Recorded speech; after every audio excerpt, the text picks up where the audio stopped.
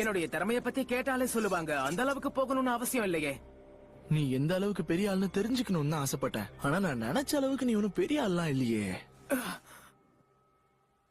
இப்போ நீ என்ன சொன்ன? மன்னிச்சிரு, வினோதமான ஒருத்தன் திடீர்னு வந்து எங்களை தாக்குனா அதான் சண்டை போட்டுட்டு இருந்தோம். இங்க யாரும் இல்லையே. ஒரு நிமிஷம், அது நருட்டோ தானே? நான் வினோதமானவன்னு சொன்னது நருட்டோவ கிடையாது. அது அதான் இருமா. இவகிட்ட பேசி பிரயோஜனமே இல்ல சோஜி. பொண்ணுங்க எப்ப நம்ம பேசுறத முழுசா கேட்டிருக்காங்க.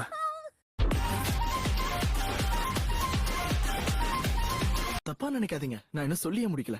எனக்கு இங்க இருக்க எல்லாரையுமே பிடிக்கும், உன்ன மாதிரி கேவலமா இருந்தா கூட. இப்ப நீ என்ன சொன்ன?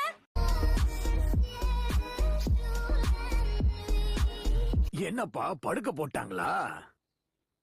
Master Jiraiya. என்ன கக்காஷி, அடி ரொம்ப பலமோ? தடவை 6 விலா எலும்புகளையும் 2 கைகளையும் உடைச்சுக்கிட்டேன். உடம்புக்குள்ள இன்னும் சில உறுப்புகள் செயலிழந்தது. அதுவும் நான் சாதாரணமா ஒரு ஆராய்ச்சி பண்ணிக்கிட்டு இருக்கும் போதுதான் இதெல்லாம் நடந்தது.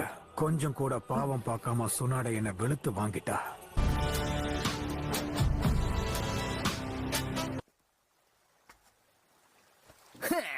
இதெல்லாம் ஒரு ஆர்ட்டா? பார்க்க குப்பை மாதிரி தெரியுது. ஆமா ஆமா, உன் மண்டைக்குள்ள இருக்க மாதிரியே இருக்குல்ல.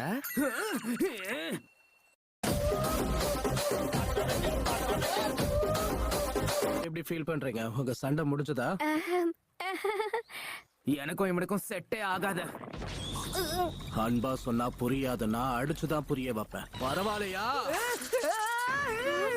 கவலைப்படாதீங்க கேப்டன், நாங்க 2 பேரும் நல்ல நண்பர்களா இருக்கிறதுக்கு முயற்சி பண்ணிக்கிட்டு இருக்கோம்.